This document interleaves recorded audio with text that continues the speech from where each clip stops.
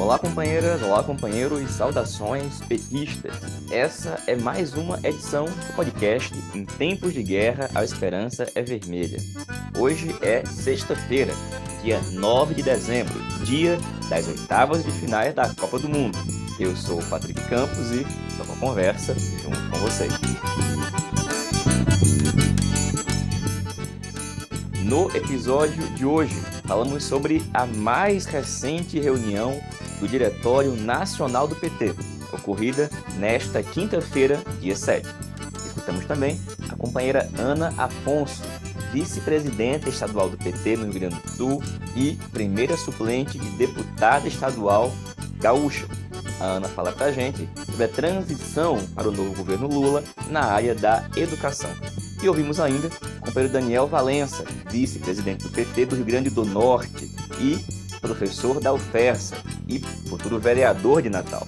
Daniel fala pra gente sobre o que está acontecendo na América Latina, com a condenação em primeira instância em um duro processo de lawfare contra Cristina Kirchner e também o que está acontecendo no Peru, com a prisão do agora ex-presidente Pedro Castillo.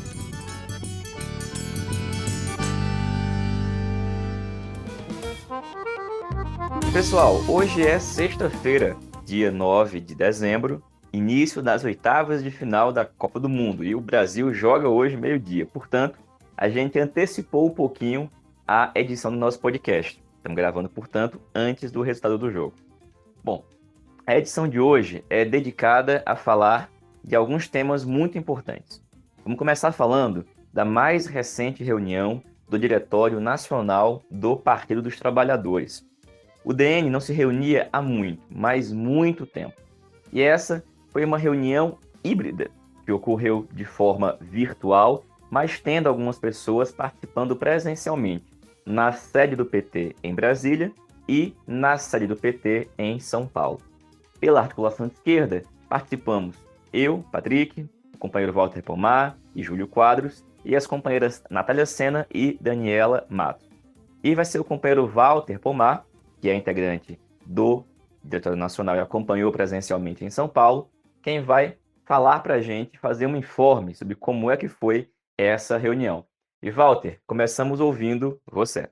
Olá, Patrick. Olá, ouvintes do podcast, comandado pelo Patrick Campos. Pois é, Patrick, nessa quinta-feira, dia 8 de dezembro de 2022, aconteceu mais uma reunião do Diretório Nacional do Partido dos Trabalhadores. Contrariando as nossas expectativas e os nossos desejos, não foi ainda uma reunião presencial. Desde março de 2020, o Diretório Nacional do PT não se reúne presencialmente. Mas também não foi uma reunião 100% virtual, como todas aquelas que ocorreram desde o início da pandemia. Dessa vez a reunião foi híbrida. As pessoas podiam escolher participar da reunião através da sala Zoom, conectando da sua residência, do seu local de trabalho, do seu celular, onde quer que estivessem. Mas a pessoa também podia escolher se dirigir à sede nacional do PT em São Paulo ou à sede nacional do PT em Brasília, onde havia uma sala com equipamentos adequados para que se pudesse participar da reunião,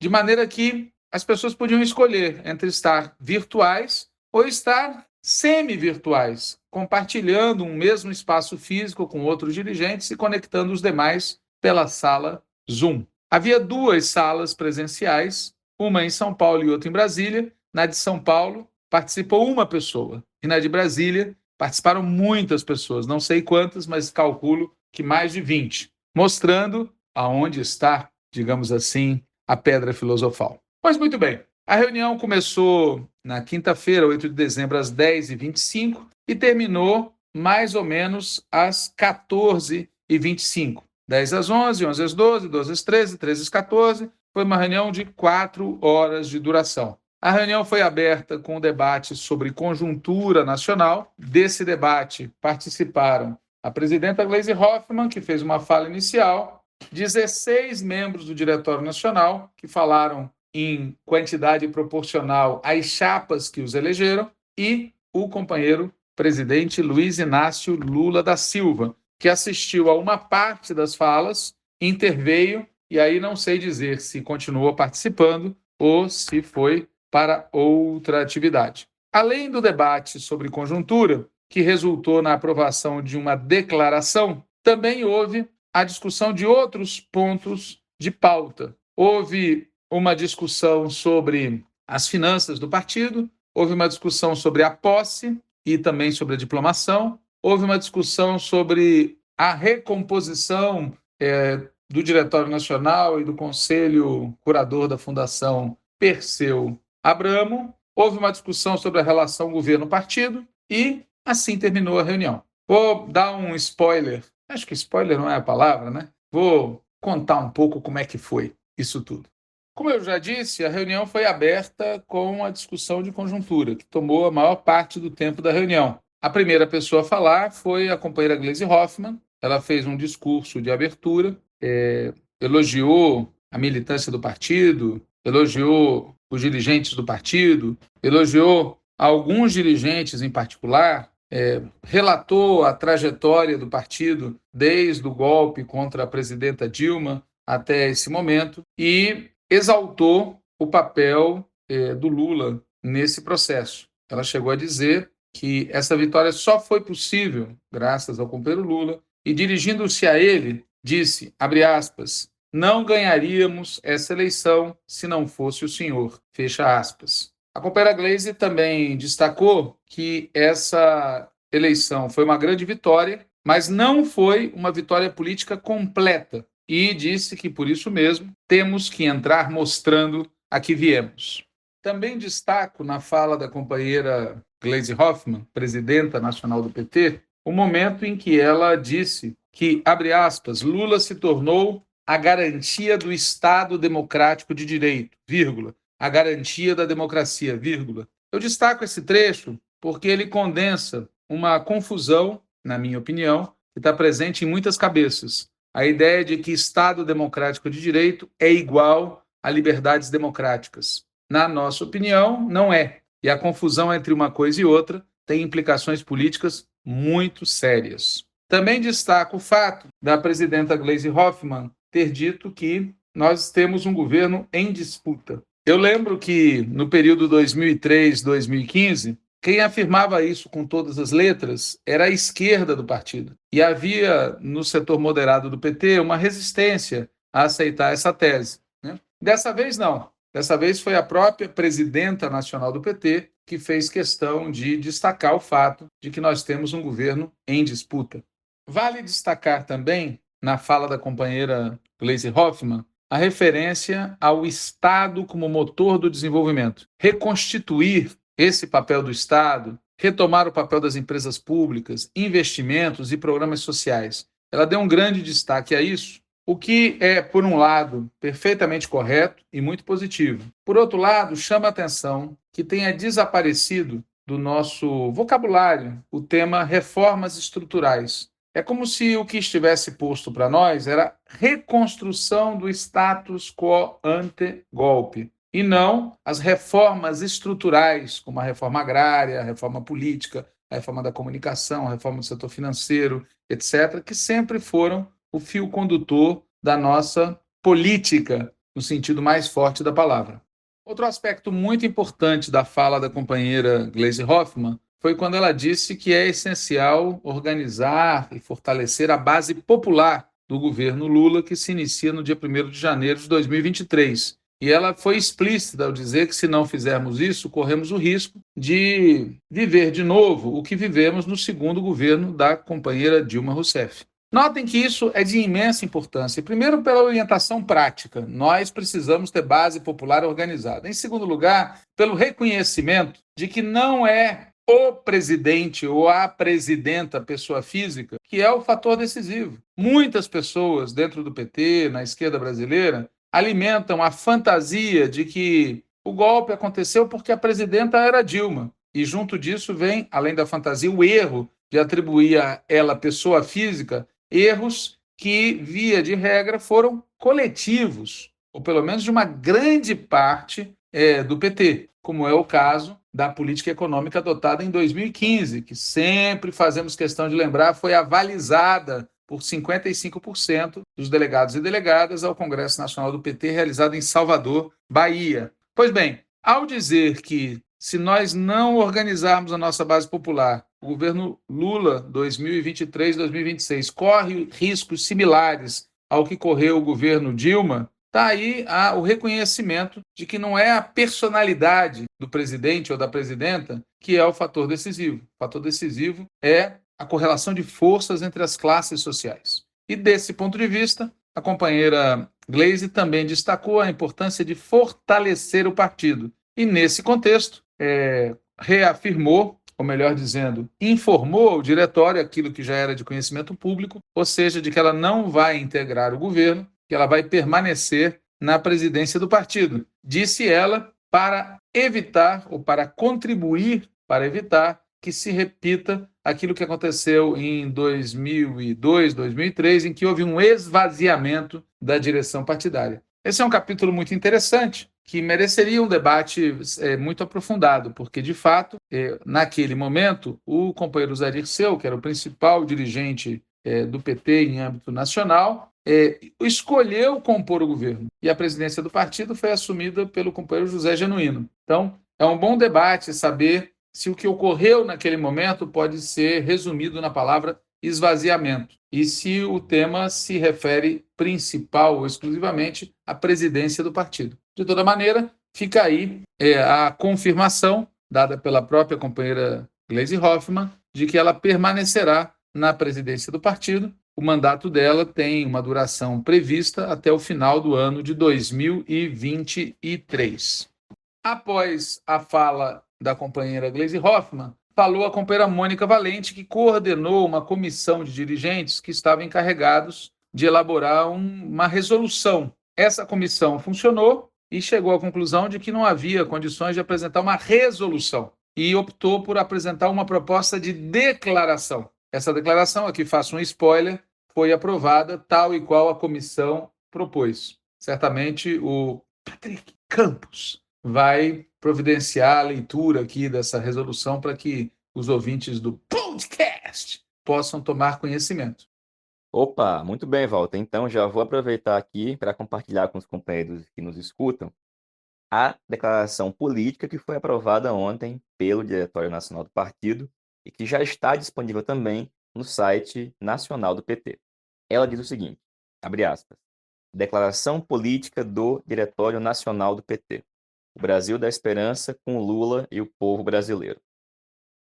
A vitória eleitoral do presidente Lula no dia 30 de outubro de 2022 é um dos mais importantes capítulos da história de lutas por liberdades democráticas, soberania nacional e justiça social que o povo brasileiro já travou em nosso país. Lula subirá a rampa do Palácio do Planalto carregado pela força do povo, que lhe concedeu a maior votação de um presidente na história. O Partido dos Trabalhadores agradece a confiança depositada pela maioria da população brasileira que nos deu a 5ª vitória presidencial em pouco mais de 42 anos de existência. Reafirmamos o compromisso de implementar, juntamente com Lula, o Programa Democrático Popular, eleito por mais de 60 milhões de brasileiros e brasileiras. A jornada de luta foi, no entanto, mais longa do que o período eleitoral propriamente dito. Nela, se acrescentaram os combates travados pelo conjunto dos movimentos populares do Brasil, desde pelo menos a luta contra o golpe de 2016. As lutas que ali tivemos foram decisivas, acumularam e unificaram forças para os combates seguintes. E ainda que por vezes tratados como se tivessem isoladas ou até mesmo perdidas, levaram adiante a justeza de nossas causas e a força de nossas ideias, como é o caso da intensa jornada pela libertação e inocência de Lula através da vigília em Curitiba e a campanha nacional e internacional Lula Livre. Cumpriu um papel destacado nesta luta o próprio Lula, que teve na resistência popular e na sua história de vida as forças necessárias para enfrentar as adversidades, sempre afirmando que mais cedo ou mais tarde voltaria para liderar a luta pela reconstrução e transformação do Brasil. Saudamos em especial milhões de militantes e simpatizantes anônimos de nosso partido que sustentaram nossas bandeiras neste período tão difícil. Enfrentaram o ódio, muitas vezes com a própria vida, e mostraram ao Brasil que nenhuma violência jamais impedirá a vitória do povo. As eleições de 2022 mostraram que ninguém é capaz de dominar a vocação que maioria expressiva do povo brasileiro mostrou ter em ser sujeito de sua própria história, bem como da defesa e luta por democracia no Brasil.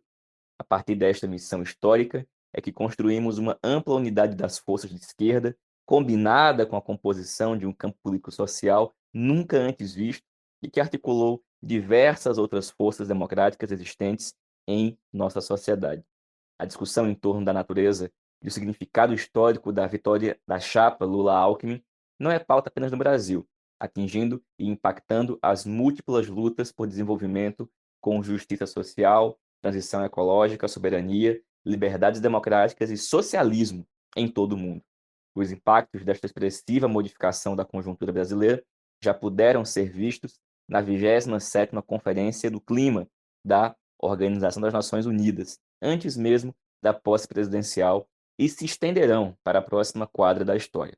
Para o PT, portanto, é crucial dar início à caracterização desta vitória a partir do que é principal em sua Constituição, sem, contudo, ter a pretensão, no calor dos acontecimentos, de embarcar todas as dimensões de uma modificação do quadro político brasileiro desta monta.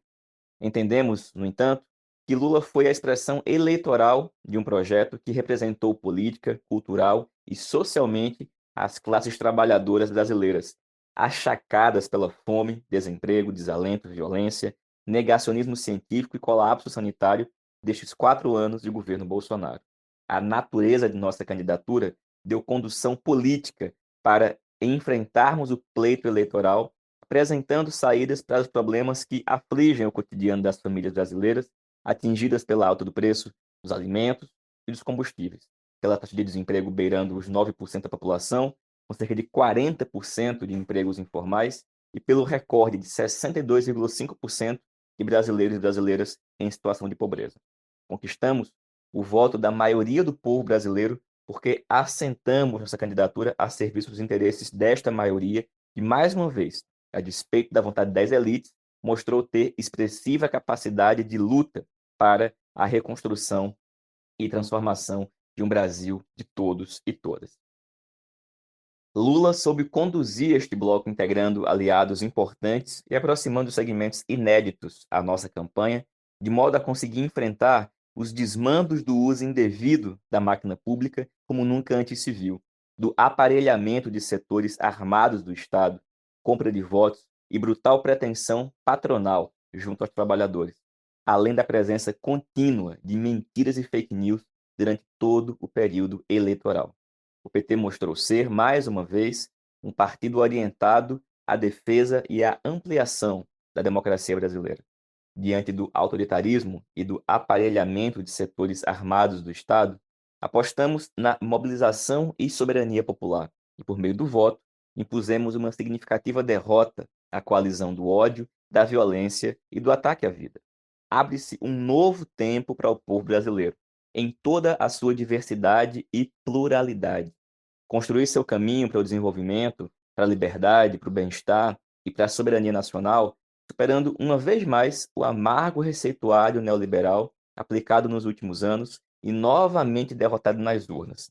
Emerge um governo que cuidará, a partir da participação social e do aprofundamento da democracia, das classes trabalhadoras, das periferias, das mulheres, das negras e dos negros, das juventudes, dos povos originários e da população LGBTQIA+. Um governo que cuide do povo nos moldes do que Lula disse e fez em seus 2 governos. No plano internacional, retoma-se a oportunidade de ter a integração latino-americana na participação dos BRICS e na cooperação com a África, pilares fundamentais de uma política externa reconhecida como altiva e ativa. Os povos voltam a ter no Brasil um país amigo e aliado. Os desafios que agora se impõem não são menos complexos. Além dos esforços em contribuir com a futura equipe do governo do presidente Lula e na construção de governabilidade no parlamento, o PT intensificará a mobilização e a organização do povo brasileiro em torno do plano de reconstrução e transformação do Brasil. Será essencial para enfrentar essa conjuntura complexa o fortalecimento da organização partidária, assegurando sua presença em todo o país, em seus diversos territórios, superando os desafios da comunicação e da formação política. Não menos importante, é a continuidade da ação conjunta com os movimentos sociais e populares, bem como o Fórum das Centrais Sindicais, através das frentes construídas ao longo do processo de luta e de resistência dos últimos anos, como em particular tem sido a iniciativa dos comitês populares de luta. Neste momento, o Partido dos Trabalhadores convoca toda a sua militância e o conjunto dos movimentos populares à realização de caravanas, campanhas de arrecadação financeira e iniciativas de comunicação para a realização de uma verdadeira festa popular na posse de Lula e no Festival do Futuro, que serão realizados no próximo dia 1º de janeiro em Brasília. O povo mostrará ao mundo aquilo que Lula disse pela primeira vez nas greves do ABC e repetiu quando da sua primeira posse como presidente da República: que ninguém nunca mais ouse duvidar da capacidade de luta da classe trabalhadora. Diretório Nacional do PT, 8 de dezembro de 2022. Bom, essa foi a declaração política aprovada ontem, quinta-feira, dia 7, na reunião do DN do PT. Segue você, Walter. Em seguida à fala da companheira Mônica Valente, vieram então as 16 falas dos representantes das diferentes chapas que compõem o atual Diretório Nacional do PT. Tivemos 7 oradores ligados à chapa Construindo um Novo Brasil, 3 oradores ligados à chapa Resistência Fora Bolsonaro, 2 oradores ligados à chapa Optei pelo Socialismo, a Esperança é Vermelha, 2 oradores ligados à chapa Partido é para Todos, 1 orador ligado à chapa Resistência Socialista, 1 orador ligado à chapa Diálogo e Ação Petista. Não tiveram oradores a chapa Na Luta, Ruas e Redes e a chapa Repensar o PT. Então falaram ao todo 16 companheiros e companheiras, falaram 8 homens e 8 mulheres. Evidentemente, eu não vou me referir a cada uma das falas, vou só dar um panorama, talvez me detendo em alguns aspectos que eu achei mais relevantes ou mais interessantes para o ouvinte do podcast daqueles que falaram.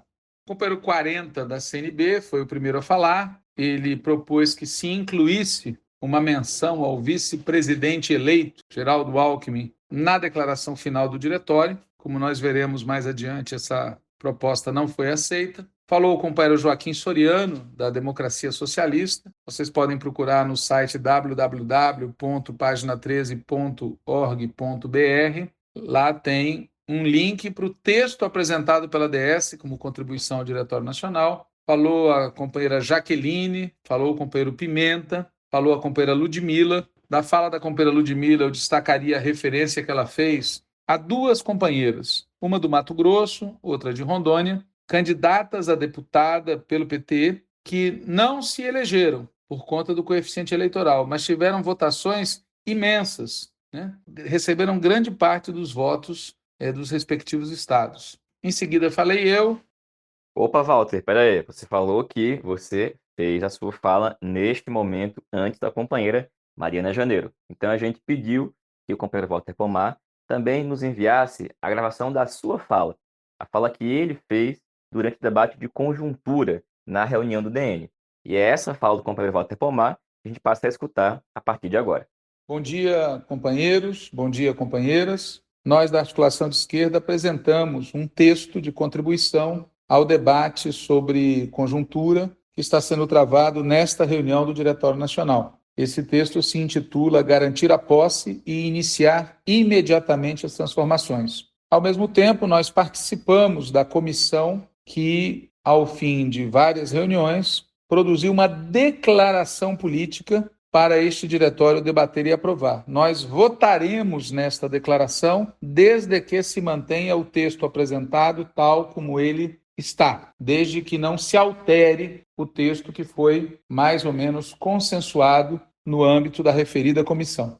Evidentemente, nós nos somamos à comemoração pela vitória obtida na eleição presidencial de 2022. Mas eu vou dedicar a minha fala, nesta reunião do Diretório Nacional, à análise dos resultados e às tarefas que temos pela frente. E quero começar dizendo a quem devemos nossa vitória. Nós devemos a nossa vitória na eleição presidencial à classe trabalhadora com consciência de classe, aos setores mais pobres da classe trabalhadora, às mulheres trabalhadoras, aos negros e negras, a todos os setores explorados e oprimidos. E, evidentemente, nós devemos nossa vitória à militância que foi às ruas no primeiro e no segundo turno, militância em grande medida anônima, a quem devemos essencialmente a vitória. Portanto, nós não devemos a nossa vitória aos neo-aliados vindos da direita gourmet, nós não devemos a nossa vitória aos setores médios ou a qualquer coisa do gênero. Nós devemos a nossa vitória à militância e à classe trabalhadora com consciência de classe em toda a sua diversidade, com destaque para a classe trabalhadora nordestina, não apenas aquela que mora no Nordeste geográfico, mas aquela que se espalha por todo o território nacional. Em segundo lugar, eu quero falar da força do nosso inimigo. A extrema-direita obteve uma importante vitória na eleição congressual, obteve uma importante vitória na eleição dos governos estaduais e o cavernícola obteve 58 milhões de votos. Alguém poderá dizer, isso ele já teve em 2018. Mas o que nós devemos reconhecer é que, depois de 4 anos destruindo o país, ainda assim teve 58 milhões de votos. E isso não é produto apenas da máquina, isso não é produto apenas das fake news, embora a máquina e as fake news tenham funcionado como nunca. A explicação para os 58 milhões de votos do cavernícola é o enraizamento que a extrema-direita conseguiu ter num pedaço da sociedade brasileira. E esse enraizamento não é produto das redes sociais, nem é uma mágica. É produto do trabalho político desenvolvido, entre outros, por algumas instituições muito sólidas.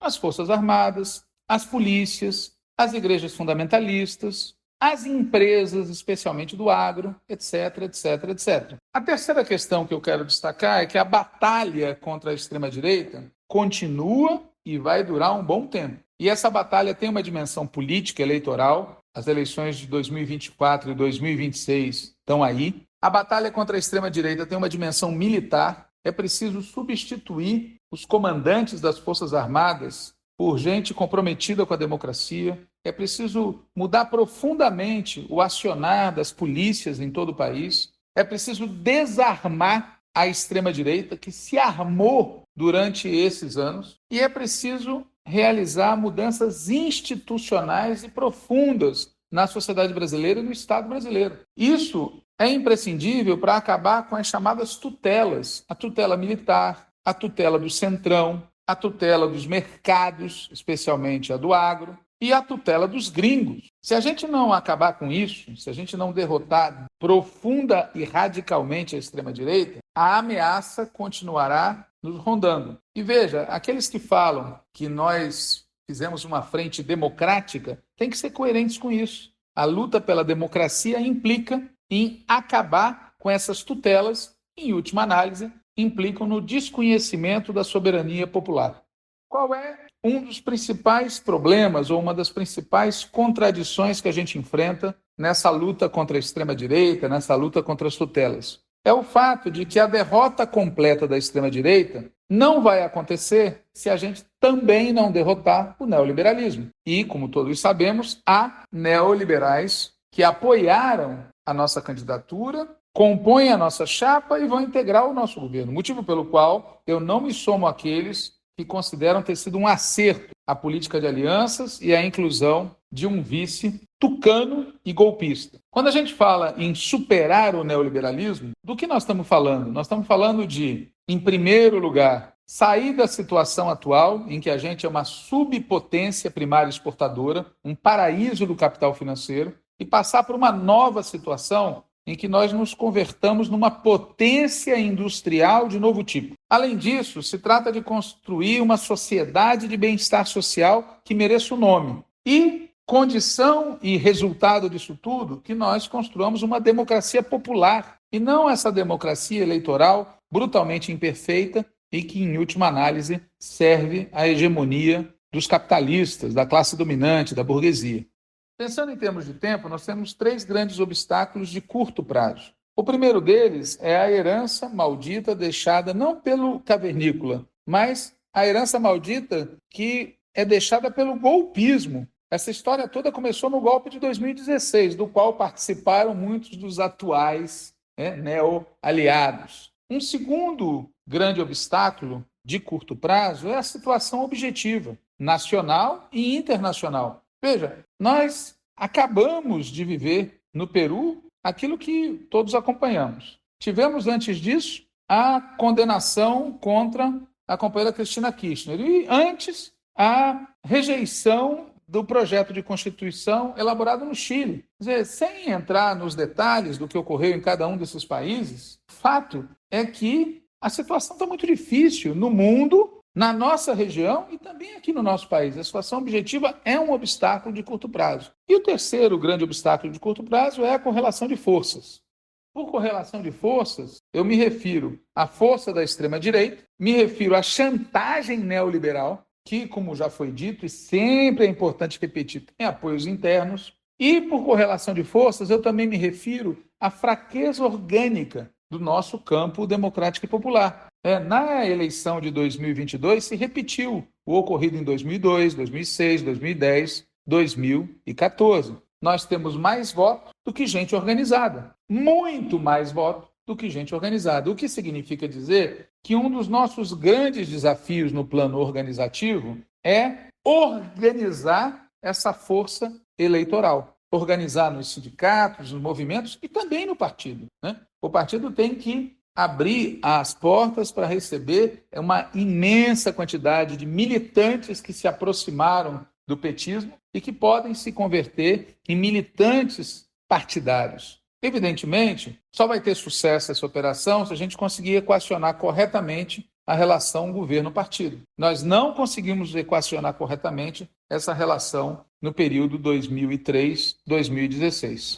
Ainda me referindo ao tempo, e para encerrar, eu quero lembrar uma história que aqui certamente os gaúchos conhecem. É a história do Pinheiro Machado, em 1915, quando ele passava de coche em meio a uma manifestação contrária, e ele deu a seguinte instrução a seu cocheiro, abre aspas, nem tão devagar que pareça afronta, nem tão depressa que pareça medo, fecha aspas. Em 2022, nós temos que fazer o raciocínio invertido. Nem tão rápido que pareça afronta, nem tão devagar que pareça medo. A verdade, pessoal, é que o tempo corre contra nós e por isso a gente deve ter pressa, muita pressa, em iniciar as transformações que o nosso país precisa e que a maioria do nosso povo avalizou ao eleger o Lula presidente da República. Muito obrigado.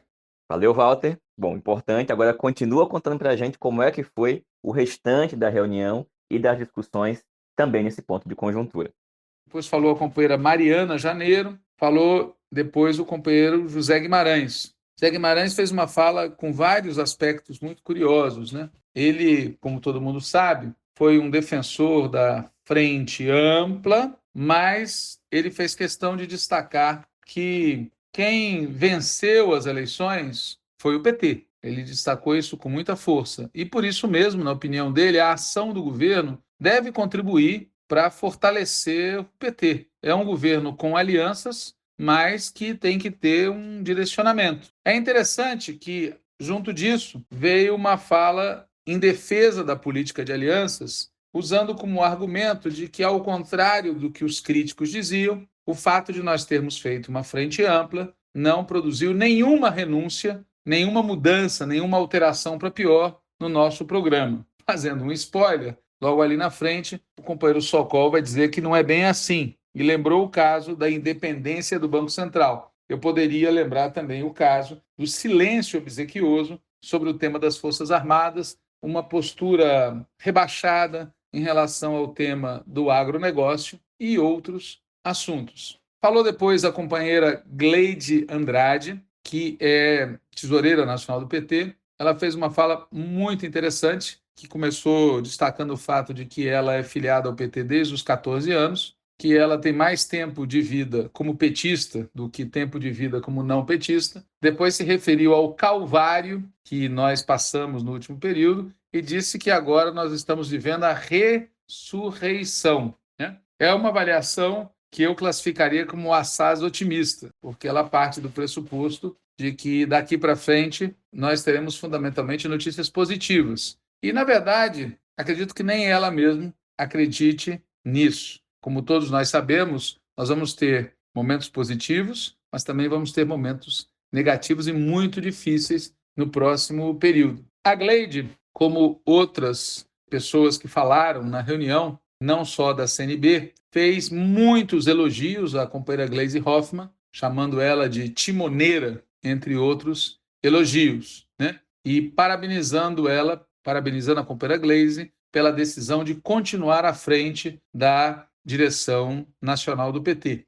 Ainda da fala da companheira Gleide Andrade, eu destacaria a análise que ela fez sobre a tática adotada pelo PT nas eleições de 2020. Ela disse: em 2020 nós fomos criticados por lançar muitos candidatos, e isso agora se comprova, serviu para alavancar a candidatura de Lula. É curioso, porque se em 2020, de fato, muitos candidatos foram lançados, em 2022 ocorreu o oposto. Se lançaram poucos candidatos. E isso tem a ver com o fato referido pelo Guimarães, antes da Gleide falar. O Guimarães diz que nós fizemos um grande trabalho nos estados. O Guimarães foi o coordenador do grupo de trabalho eleitoral. Ora, a verdade é que o nosso partido não foi tão bem assim nos estados, na eleição estadual. Aliás, sobre a tática do PT nas eleições estaduais, há uma grande polêmica. Se ela foi acertada, se ela foi incorreta, se ela foi parcialmente acertada e parcialmente incorreta. E passa a impressão de que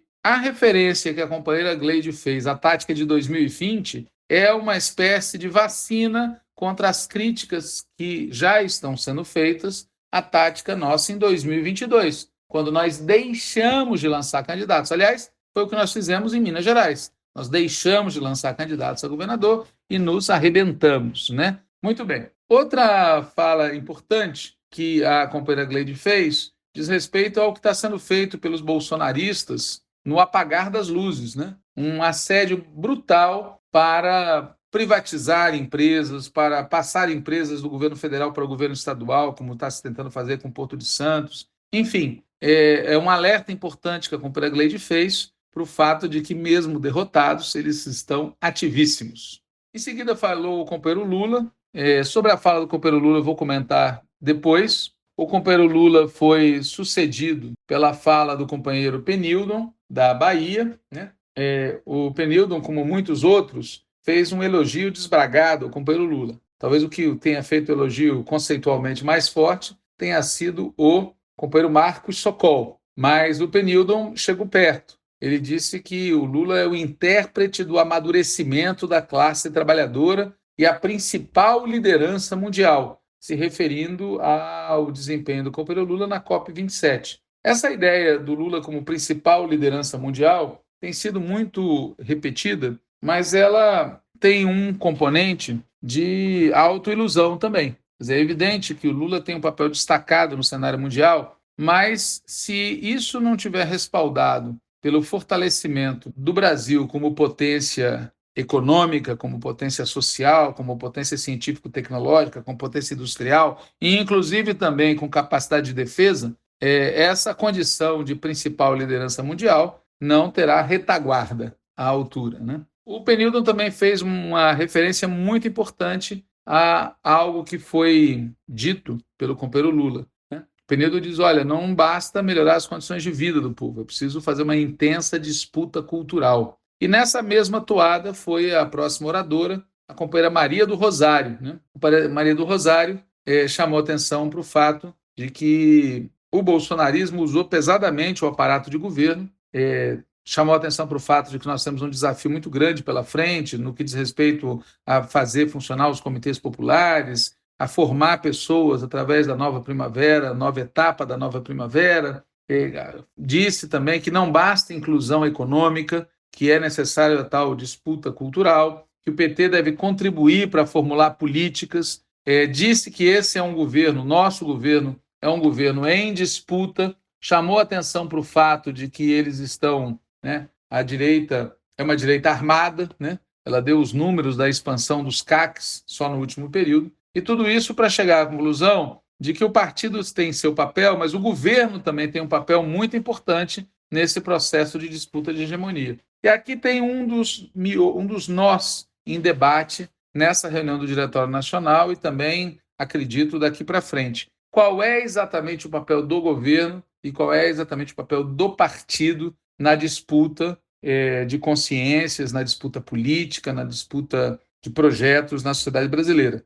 Em seguida, a companheira Maria do Rosário falou o companheiro Cantalice, disse que o uso da máquina por parte do Bolsonaro foi algo avassalador. E, evidentemente, não cabe nem imaginar que nós possamos repetir algo assim. Mesmo se nós quiséssemos, disse o companheiro Cantalice, nós não conseguiríamos, porque o Bolsonaro só fez o que fez porque a elite brasileira, as instituições, apoiavam a política que o Bolsonaro defendia. E, evidentemente, se insurgiriam contra uma tentativa, entre aspas, de aparelhamento do Estado pela esquerda, né? Esse destaque do Cantalice, que é um cidadão muito moderado, ele sempre me parece pensar com a cabeça de militante do velho Partido Comunista Brasileiro, naquelas etapas reformistas e conciliatórias do PCB, né? Mas esse alerta do Cantalice é muito interessante.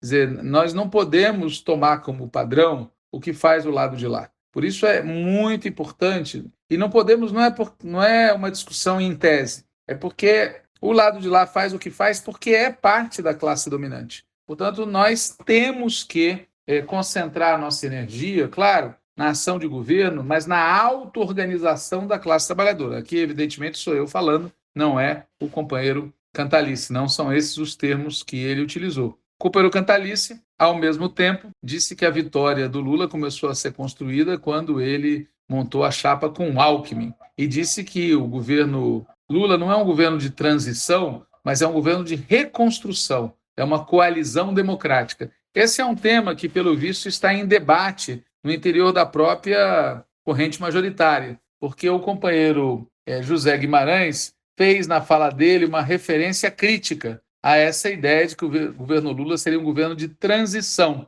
E essa ideia de um governo de transição já havia sido inaugurada pelo Palocci em 2002, 2003, quando ele dizia que o governo Lula de então seria um governo de transição, não seria um governo democrático popular, seria um governo de transição do neoliberalismo tucano para alguma outra coisa. Bom, não sei se é esse o debate que está ocorrendo dentro da CNB, mas o fato é que, enquanto Guimarães criticou a ideia do governo de transição, o Cantalice fez referência a ela e afirmou a tese de que é um governo de reconstrução, não um governo de transformação, e que é um governo de coalizão democrática. E, ao mesmo tempo em que ele fez essa defesa de que é um governo, portanto, mais limitado do que o próprio programa afirma, porque o nosso programa afirma que será um governo de reconstrução e transformação, ao mesmo tempo que falou isso, o Cantalice também disse que de 2003 a 2016 nós fomos chapa branca, acusou o movimento sindical da época de peleguismo, disse que nós, na época, teríamos contido as demandas, né? E que em 2013 essa atitude chapa branca, pelega, de contenção das demandas,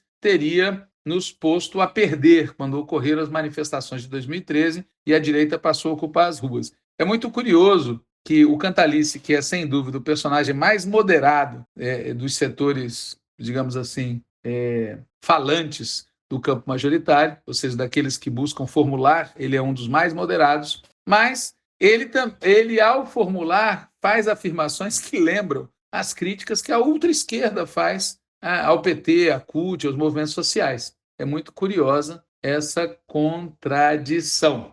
Boa parte da fala do companheiro Cantalice foi dedicada também ao tema de como estabelecer a relação no interior do governo entre o partido e os aliados, né? A impressão que eu fiquei, não são palavras dele, é que ele defende a postura do comissário, né, petista, né? No modelo soviético, você sempre tinha ao lado, nas Forças Armadas, na época da Guerra Civil, você tinha o oficial czarista, que estava dirigindo as tropas do Exército Vermelho, e junto tinha um comissário político, que era um representante dos soviets ou do partido, né? Fiquei com a impressão de que ele defende alguma coisa assim. Eu, pessoalmente, não acho que isso seja o mais adequado. Mas, como eu disse, é só minha impressão. Ele não falou isso, né? De maneira alguma. Mas falou que o que ocorreu no Peru amansou o golpismo no Brasil, né? Ironicamente, ele extraiu do que ocorreu no Peru a lição oposta à que, me parece, a extrema-direita está tirando. A extrema-direita está feliz com o que aconteceu no Peru. E não acho que isso desestimule a extrema-direita aqui no nosso país, muito antes, pelo contrário. Depois falou a companheira Lucinha, da Bahia. Ela fez uma fala muito focada na importância da organização do partido e da organização popular, que esse, para ela, é o fio da nossa ação de governo, e chamou a atenção para a importância do trabalho de base, né? Aqui é um tema que vale a pena também a gente destacar. Ele está subjacente a todas as falas e vai estar muito forte na fala do companheiro Lula, que é a ideia de que o nosso governo tem um alvo prioritário, que é melhorar a vida dos setores mais pobres da classe trabalhadora. Ótimo, mas é preciso construir uma política para os setores médios da classe trabalhadora, que são setores que, aparentemente, na sua maioria, votaram a favor cavernícola e não a nosso favor. A impressão que nós temos, se as pesquisas forem corretas e se os dados da realidade brasileira forem mais ou menos parecidos com os dados dos últimos censos, a indicação é de que nós obtivemos maioria de votos entre os setores mais pobres da classe trabalhadora, mas que os setores melhor remunerados da classe trabalhadora, na sua maioria, 52%, 53%, 54%, votaram a favor do cavernícola. Óbvio que nós temos que ter uma política para isso. Não basta para nós melhorar a vida dos mais pobres, até porque pode acontecer o que já aconteceu, de, uma vez melhorando de vida, eles tenham uma posição política mais conservadora. O último a falar sobre esse debate de conjuntura, nesse debate de conjuntura, aliás, o penúltimo a falar, né, o último homem a falar, foi o companheiro Sokol, que fez questão de destacar, ele disse explicitamente, nunca é demais destacar o papel do companheiro Lula, né? Nunca é demais destacar. E, de fato, em outras reuniões, ele tem sido um enfático defensor do papel desta personalidade, Lula, na história. Eu até brinquei numa dessas reuniões com ele que eu preferia a posição do camarada Trotsky a respeito, que era muito crítico ao culto à personalidade. Bom, de toda maneira, brincadeiras à parte, o Sokol fez uma fala interessante sobre, primeiro, as concessões programáticas que foram feitas como parte da operação de ampliação das alianças, destacou o cenário internacional, por exemplo, os efeitos da guerra da Ucrânia, chamou a atenção para o fato de que nós tivemos em 2022 14 milhões de votos a mais do que nós tivemos em 2018, enquanto que o cavernícola manteve a votação de 58 milhões, né? E referiu-se a algo muito importante, que é o fato do cavernícola ter explorado a seu favor as instituições nas quais ele se originou, por exemplo, as Forças Armadas. Lembrou que a composição da Câmara dos Deputados é mais reacionária do que já era, apesar do crescimento obtido pelo PT. O PT cresceu o tamanho da bancada petista, tanto na Câmara dos Deputados quanto nas Assembleias Legislativas, enquanto, diz o Sokol, a chamada centro-esquerda, ou seja, a direita gourmet, inclusive, ficou do tamanho que era, né? E ele usou a expressão muito interessante, abre aspas, houve uma operação de Estado para reeleger o cavernícola. E deixou a pergunta, quem é que vai desbolsonarizar o Estado brasileiro? Ele disse, não basta colocar outros ministros, não basta trocar os cargos comissionados, tem uma operação de bolsonarização que vem desde 2016 e nós temos que discutir quem vai fazer isso. E deixou claro que, na opinião dele, Sokol, é importantíssimo julgar os crimes cometidos e a gente não pode ficar esperando que isso dependa do TSE. A última a falar no debate de conjuntura foi a companheira Camila Moreno, que fez referência à companheira Gleice como nossa comandante, chamou atenção para o fato de que vencer o fascismo nunca foi fácil, e realmente nunca foi. Nós teremos pela frente ainda uma grande disputa, né? A vitória do fascismo não ocorreu no segundo turno das eleições, houve uma derrota eleitoral do candidato da extrema-direita. A companheira Camila Moreno apresentou as reflexões da tendência de que ela faz parte. É interessante que ela tenha destacado, por exemplo, que o governo bolsonarista é ultraliberal, é ligado ao mercado financeiro, e na maioria das falas que trataram da composição do governo Bolsonaro, não se fez referência ao papel do agronegócio. E é óbvio que o governo Bolsonaro tem como uma de suas principais bases militantes o agronegócio. E resta saber por que esse tema, né, o papel do agrarismo, né, o agrarismo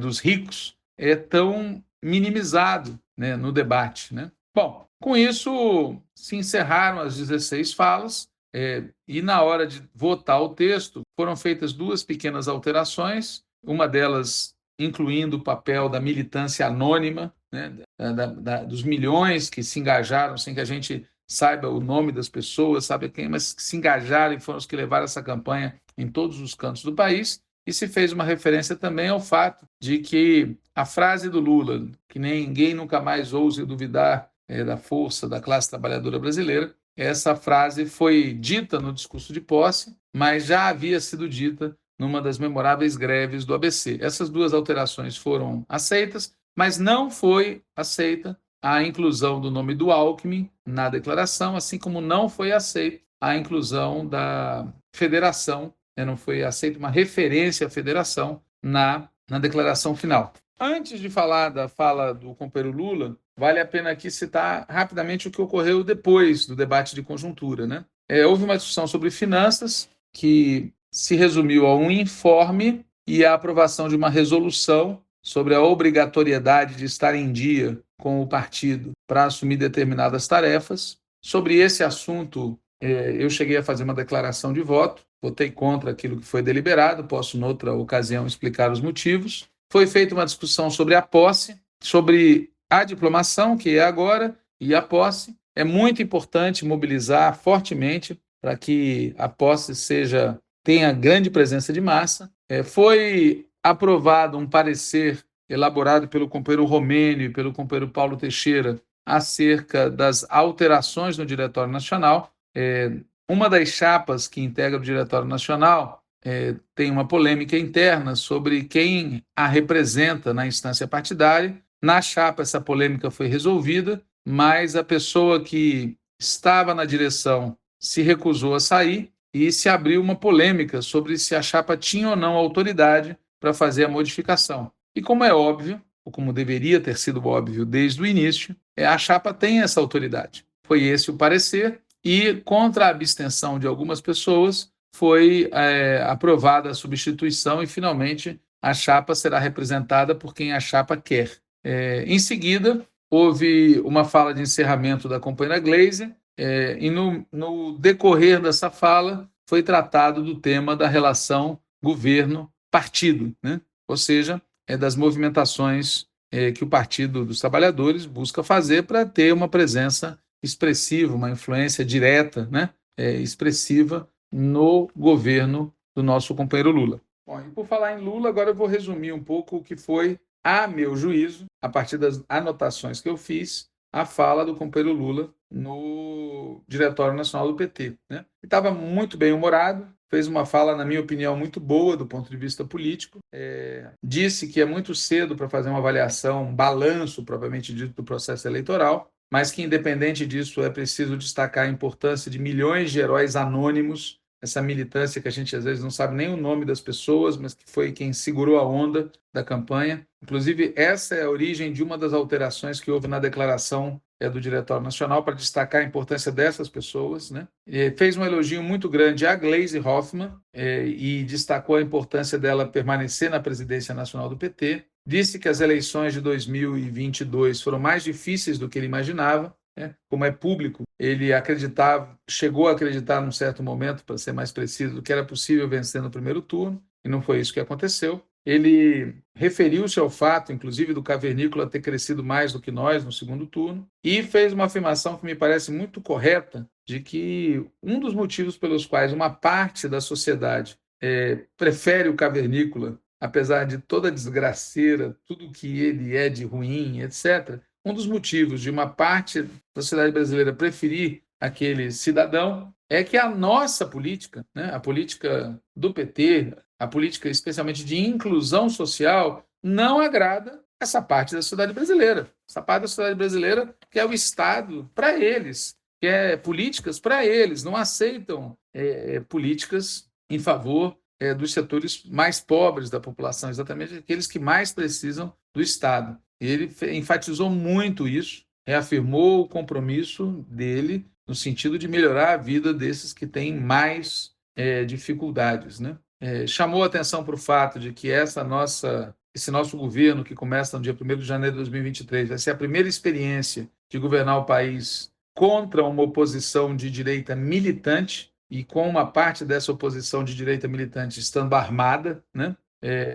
E isso tem que ser levado em conta na nossa análise, na nossa prática, e daí ele afirmar que o partido não pode esquecer do seu papel de ser partido. Ele fez uma defesa muito enfática da importância do PT e da importância do papel do PT nesse próximo período, inclusive porque ele lembrou que o cavernícola é visto pela extrema-direita em outros países do mundo como uma figura importante, como um representante deles, como alguém com articulação com eles. Aliás, parênteses, isso que eu vou falar aqui não foi dito pelo Lula, né? Já saem na imprensa notícias sobre os vínculos entre os que tentaram dar um golpe de Estado na Alemanha e que foram presos agora, nas últimas 48 horas, com o Bolsonaro. Né? Um vínculo direto entre os golpistas da Alemanha e o cavernícola nosso aqui. Bom, o companheiro Lula também fez referência ao fato de que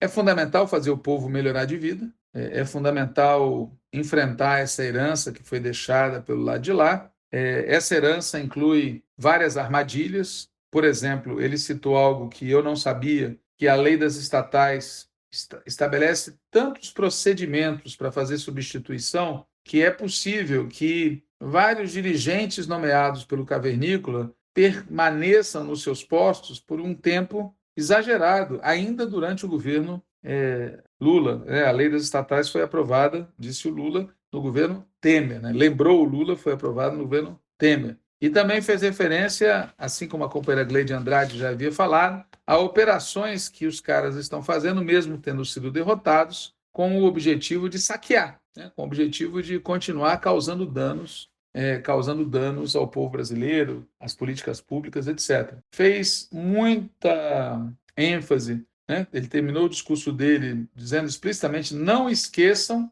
de cobrar, não tenham vergonha, né?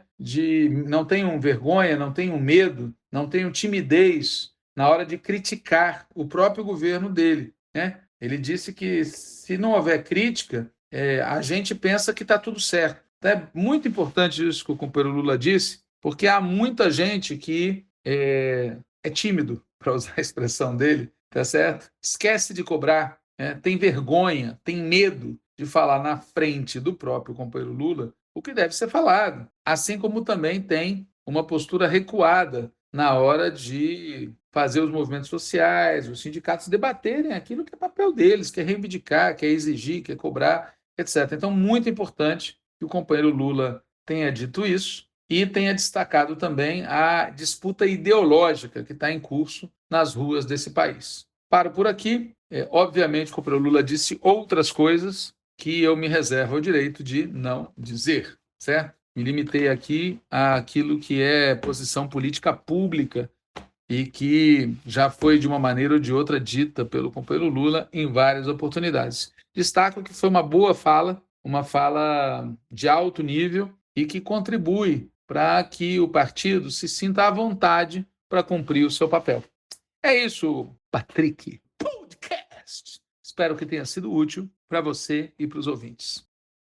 Valeu, Walter. Obrigado, companheiro, pelo informe detalhado acerca de como é que foi a reunião desta quinta-feira, dia 7, do DN do PT. E, pessoal, essa talvez tenha sido a última reunião do DN em 2022. A gente deve se reencontrar agora lá no dia 1º de janeiro, na posse do presidente Lula. Talvez ocorra, a gente não sabe ainda, alguma outra reunião da executiva, mas não tem nada indicado. O que está acontecendo de fato são as reuniões do governo de transição.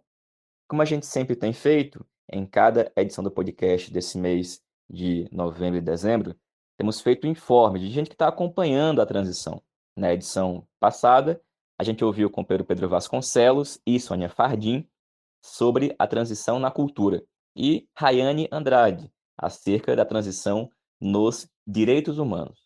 E hoje a gente convidou a companheira Ana Afonso, que é vice-presidenta do PT no Rio Grande do Sul, a primeira suplente eleita de deputada estadual, que está acompanhando as discussões sobre o tema da educação no governo de transição, teve inclusive em Brasília recentemente. E é o informe da companheira Ana Afonso que a gente escuta a partir de agora.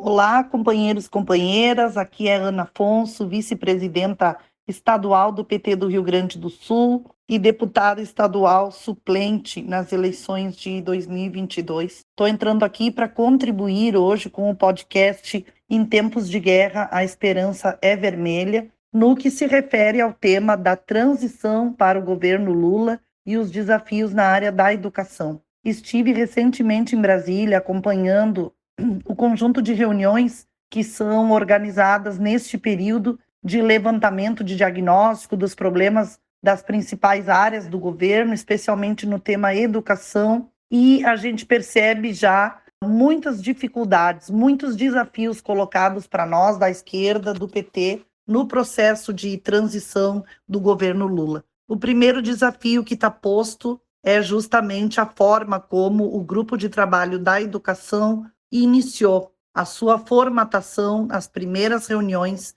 onde boa parte dos integrantes convidados por Fernando Haddad, ex-ministro da Educação, eram da rede privada predominantemente, em detrimento de muitos atores da rede pública, movimentos sociais, sindicatos e fóruns de todo o Brasil, que pautaram todo esse processo de resistência ao longo dos 6 anos do governo Temer e Bolsonaro. Então, o grupo de trabalho nasce com uma composição de liderança de pessoas que cumpriram uma tarefa no Ministério da Educação, nos governos Lula e Dilma, mas que, no último período, estão dedicadas ao debate e à construção de políticas para a educação privada. E isso hoje é notório dentro da base do partido e dentro dos movimentos sociais, dentro de vários setores, uma grande crítica a essa formatação e a representação de figuras conhecidas por todos nós, como o próprio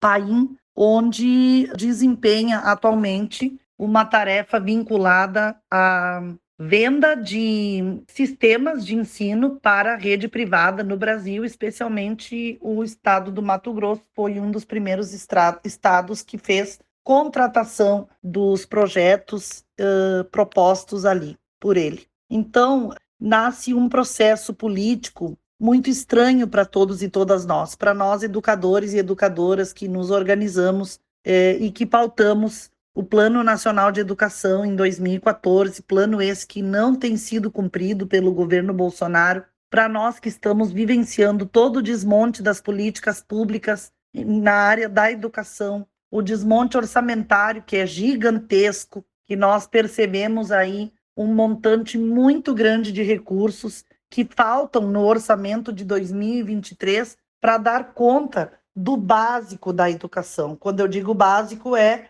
a merenda escolar, o transporte coletivo, o pagamento de bolsas de pesquisa, a compra de livros didáticos, enfim, o sucateamento orçamentário é gigantesco. Para além disso, nós temos um desafio pedagógico, nós temos um processo político e uma disputa a ser travada no próximo período, no governo Bolsonaro, que dê conta, na minha avaliação, de produzirmos uma política de educação no Brasil que volte a ser alinhada, né, que volte a estar a serviço do direito à educação e que essa educação seja integral, em tempo integral, para com as crianças, adolescentes, jovens e adultos. É urgente que o Brasil alinhe, né, a sua política ao direito à educação que tem sido negado, tem sido negligenciado, mas também é urgente que nós façamos um debate sobre a concepção que nós queremos para a política de educação no Brasil,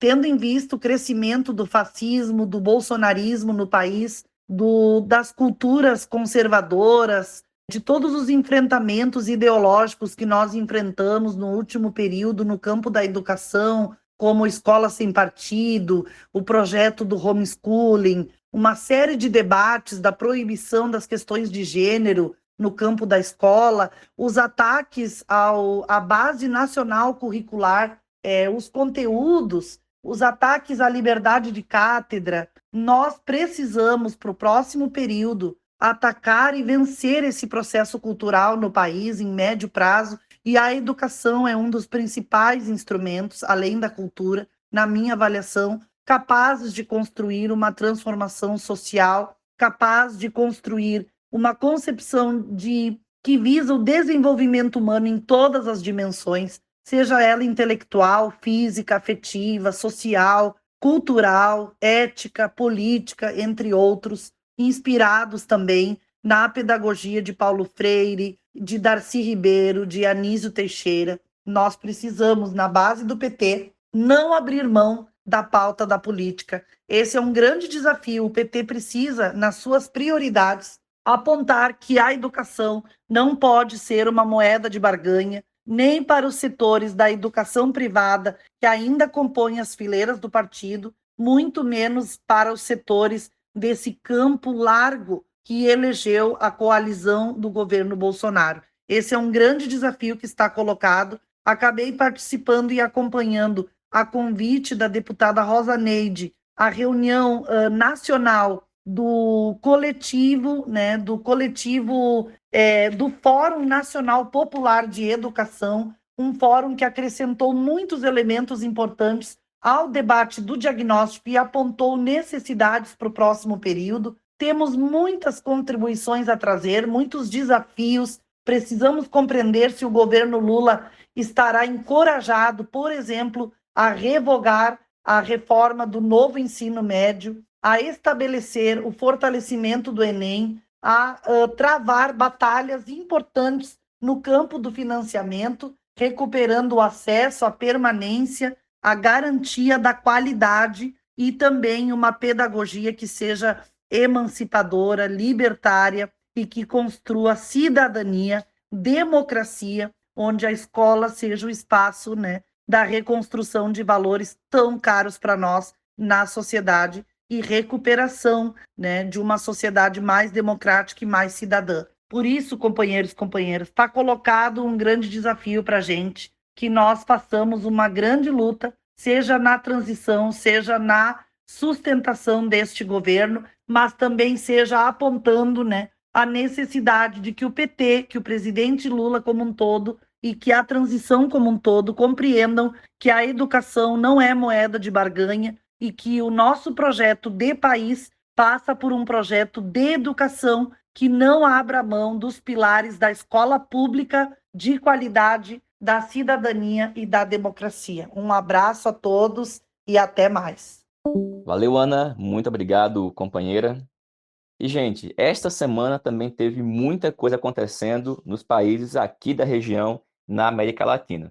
Por isso, a gente convidou o companheiro Daniel Valença, que é vice-presidente do PT no Rio Grande do Norte, é profissional FERSA e vai ser vereador em Natal em 2023, para comentar para a gente o que está acontecendo, em particular, na Argentina, com a decisão absurda da Justiça em primeira instância de condenar a atual vice-presidenta Cristina Kirchner em um processo de lawfare declarado, e também o que a gente está acompanhando no Peru, que esta semana, enfim, culminou com a prisão do agora ex-presidente Pedro Castillo. Bons detalhes e opiniões a gente passa a ouvir a partir de agora com o companheiro Daniel Valença.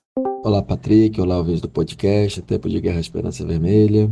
Olha, Patrick, como a gente vem afirmando há tempos, esse novo momento de vitórias das esquerdas na América Latina não representa, de jeito algum, a repetição do que foi aquele período iniciado em 98 com a eleição do presidente Hugo Chávez.